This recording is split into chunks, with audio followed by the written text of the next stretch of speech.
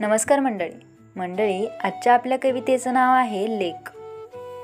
कानी पडल्या मंगलाष्टक अन गळ्यात डोरलं, कानी पडल्या मंगलाष्टक अन गळ्यात डोरलं, अन त्या क्षणापासून तिचं आयुष्य बदलून गेलं। लहानपणी मोठी झाली ज्या घरी, लहानपणी मोठी झाली ज्या घरी, ते घर परकं झालं अन अनोळखी घर तिचं झालं। आईबाबांनी कन्यादान केले, आईबाबांनी कन्यादान केले आणि ती माहेरची पाहुणी झाली। सासरी मात्र लक्ष्मी म्हणून आली, सासरी मात्र लक्ष्मी म्हणून आली। प्रत्येक गोष्टीत हट्ट करणारी आता विनम्र झाली। सगळ्यांच्या शेवट उठणारी आज सगळ्यांच्या आधी उठली।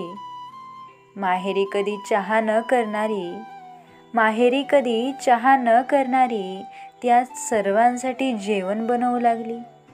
माहेरी अल्लड अवखळती एवढी समजूतदार कशी झाली? सतत आई आई करत मागे फिरणारी, सतत आई आई करत मागे फिरणारी, कामाच्या व्यापात आईला फोन करायला विसरली। सासरी येऊन ती एवढी कशी बदलली? तर मंडळी, तुम्हाला याची आपली छोटीशी कविता आवडली असेल तर व्हिडिओला लाईक करा, शेअर करा आणि अशाच आणखी नवनवीन कविता बघण्यासाठी आपल्या चॅनलला सबस्क्राईब करायला विसरू नका। धन्यवाद।